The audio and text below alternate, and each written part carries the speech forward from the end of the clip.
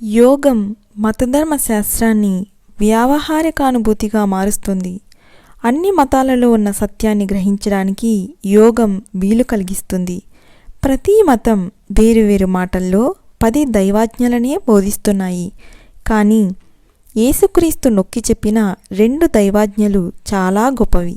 నీ దేవుణ్ణి పరిపూర్ణ హృదయంతో, పరిపూర్ణ ఆత్మతో, పరిపూర్ణ మనస్సుతో ప్రేమించు.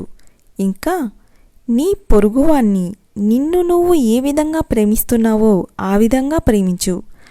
భగవంతుణ్ణి పరిపూర్ణ మనస్సుతో ప్రేమించడమంటే ఒకరు తమ దృష్టిని ఇంద్రియాల నుంచి మరల్చి ఆ భగవంతుడిపైనే పెట్టడం. ధ్యానంలో ఒకరు తమ పూర్తి ఏకాగ్రతను ఆయనకే ఇవ్వడం. దైవాన్వేషకులు ప్రతి ఒక్కరూ ఏకాగ్రతను అభ్యసించాలి.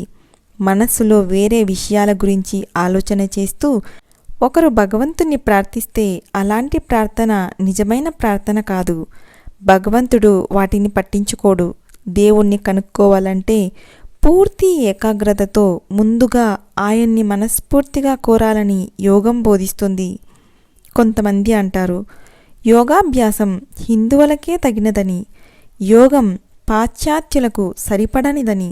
ఇది నిజం కాదు. ప్రస్తుతం చాలామంది పాశ్చాత్యులే యోగాభ్యాసానికి హిందువుల కంటే చక్కగా తయారుగా ఉన్నారు. ఎందుకంటే ఆధునిక శాస్త్ర పురోగతులు పాశ్చాత్యులకు ఎంతో ఖాళీ సమయాన్ని ఇచ్చాయి. జీవితాన్ని సరళంగానూ స్వేచ్ఛగానూ చేసుకోవడానికి భారతదేశం ఇంకా ఇంకా ఎక్కువగా పాశ్చాత్య దేశాల పురోగమన కారకాలైన భౌతిక పద్ధతులను ఉపయోగించుకోవాలి. అదేవిధంగా ప్రతి ఒక్కరూ భగవంతుని చేరడానికి దారి చూపే ఆచరణయోగ్యమైన యోగ పద్ధతులను పాశ్చాత్యులు భారతదేశం నుంచి తీసుకోవాలి. యోగం ఒక పక్షానికే చెందింది కాదు. అది పరమపితను పొందడానికి విశ్వజనీనంగా అందరూ ఆచరించదగినది. యోగం అందరి కోసం, పాశ్చాత్య ప్రజలందరి కోసం. టెలిఫోను పాశ్చాత్యంలో ఆవిష్కరణ అయింది కాబట్టి ప్రాచ్యంలో ఉపయోగించకూడదు అనడం సరికాదు. అదేవిధంగా యోగ పద్ధతులను ప్రాచ్యంలో పెంపొందించినప్పటికీ అవి ప్రాచ్యానికే కాదు, మానవజాతికి అంతటికీ ఉపయోగకరమైనవి. ఒక మనిషి భారతదేశంలో లేదా అమెరికాలో ఎక్కడ పుట్టినప్పటికీ ఏదో ఒకరోజు అతడు పోవలసినదే. సెయింట్ పాల్ లాగా ప్రతిరోజు భగవంతుడిలో చావడం ఎందుకు నేర్చుకోకూడదు? యోగశాస్త్రం ఆ పద్ధతిని నేర్పుతుంది. మనిషి శరీరంలో ఖైదీలా జీవిస్తున్నాడు.